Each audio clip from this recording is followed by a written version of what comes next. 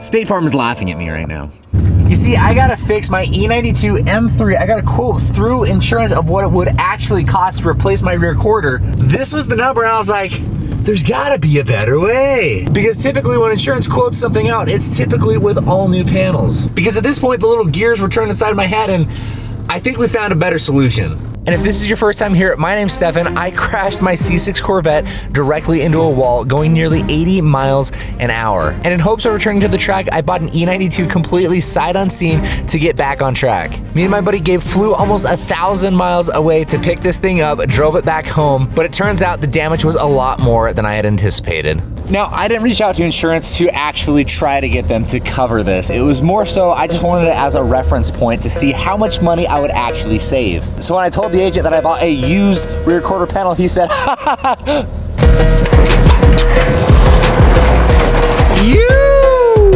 How long has it been since you guys have seen it? Be honest with me, how long has it been? The answer we're looking for is far too long. Far too long, boys. So many of you have been asking me where this guy was.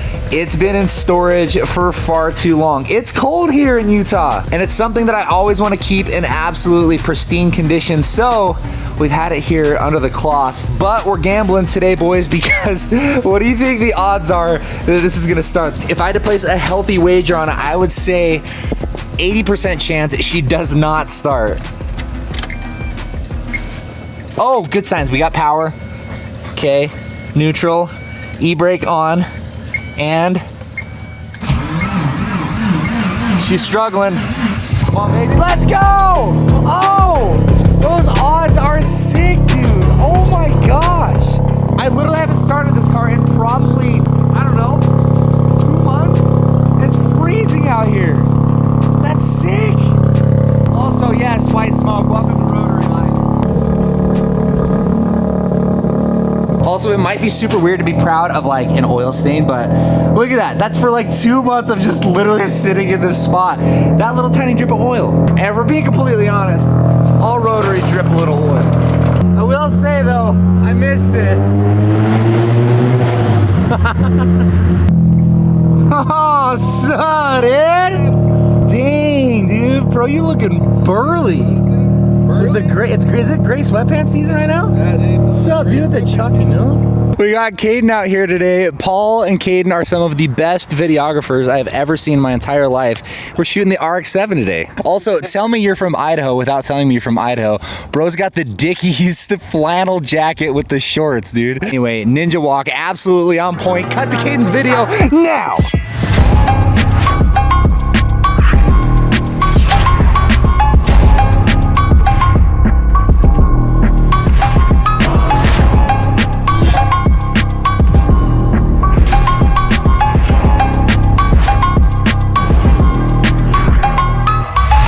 Caden, left hand shake, double hand shake. We're JDM shakes. Yeah, JDM shake. Yeah, exactly.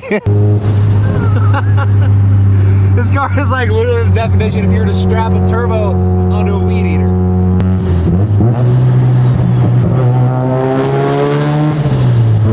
Gosh, it sounds so good.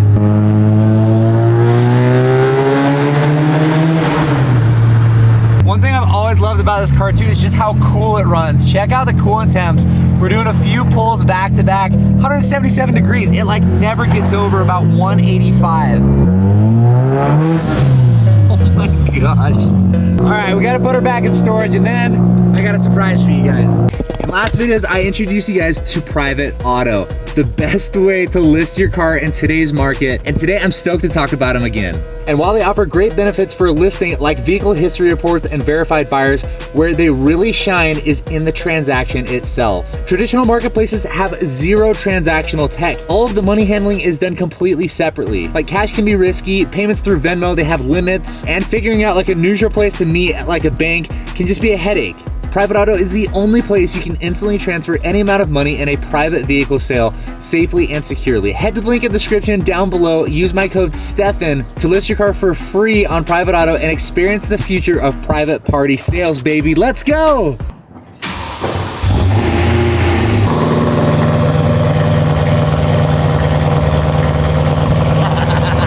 A couple things. One, yes, my neighbors hate it. Two, we have absolutely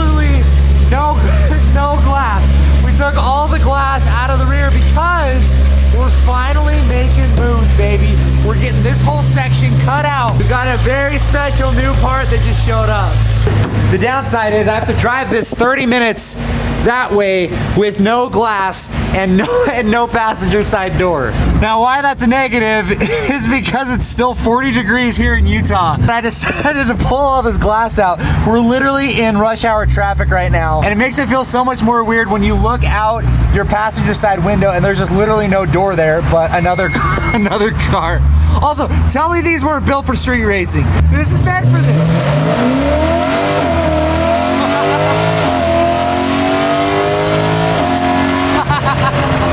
Look at my watch. Loud environment. Sound levels hit 90 decibels around 30 minutes at this level will cause permanent hearing damage. This is so stupid. There's zero glass. Like I am literally in a go-kart. Like it might as well be an open wheel car.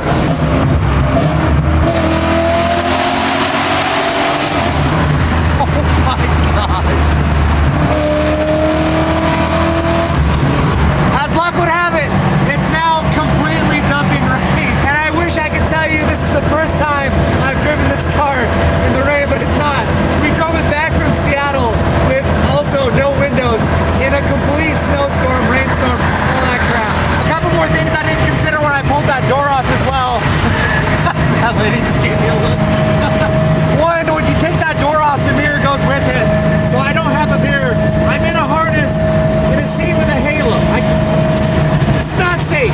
Now, if you're a longtime viewer of the channel, you'll somewhat recognize where we are. This is Kevin. And you'll recognize these two goons.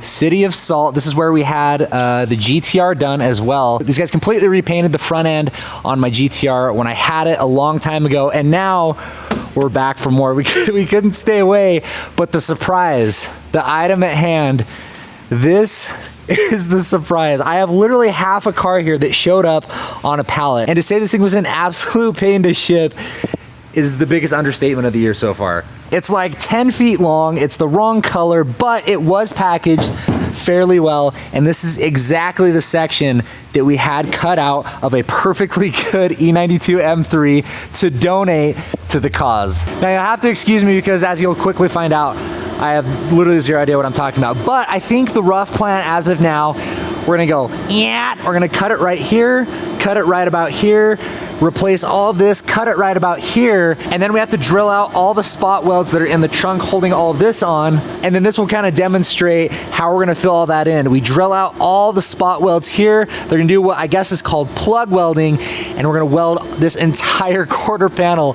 back in place. Then, of course, we're gonna paint it because it's such like a structural piece, but at the end of the day, it's gonna look like it never happened.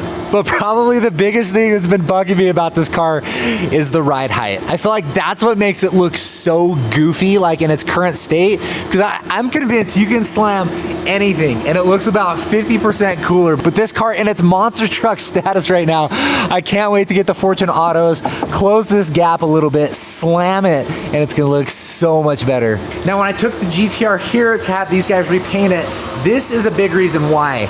They take paint matching so incredibly seriously. This is not one of those places where you just take it like Mako and they just buy the paint code and spray it, because that's not how paint matching typically works. They'll usually start with the paint code, but they go back and forth between this wall and the paint booth and slowly match the color until it's absolutely perfect. Now you could argue, is that important for a race car?